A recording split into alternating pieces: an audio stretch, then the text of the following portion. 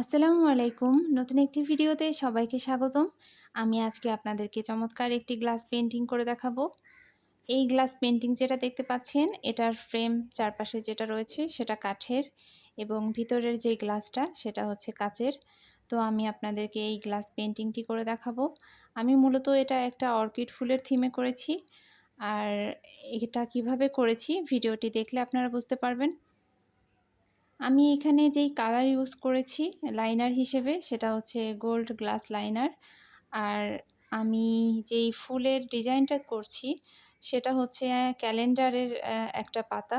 তো তার উপরে আমি গ্লাসটি বসিয়ে আর গ্লাস লাইনারটা দিয়ে আমি লাইনার করে নিচ্ছি। তো এভাবে প্রত্যেকটা লাইনার করা হয়ে গেলে আমি কিছু সময়ের জন্য এটা শুকাতে দিয়েছি। যখন পুরোপুরি এটা শুকিয়ে গেছে তখন আমি এখানে গ্লাস কালার দিয়ে কালারটা করে নিচ্ছি। আর খুব সাবধানের সাথে গ্লাস কালারটা করতে হবে। যারা আপনারা গ্লাস কালার করেন তারা অবশ্যই জানেন। আর এখানে আমি যেই গ্রিন কালারটা নিয়েছি এখানে একটু আম মানে এটা একটা গ্লসি ভাব আসার জন্য আমি ভিতরে একটু আফসান ব্যবহার করেছি। যেন এটা যখন লাইটের আলোতে আসে তখন যেন একটু গ্লসি ভাব আসে এজন্য।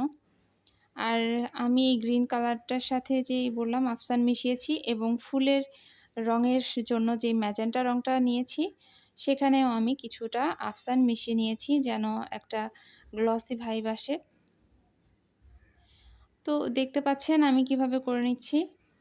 এটা সম্পূর্ণটা এভাবে করে নেওয়ার পরে আমি এটা কিছু সময়ের জন্য আবারও শুকাতে দিয়ে দিব।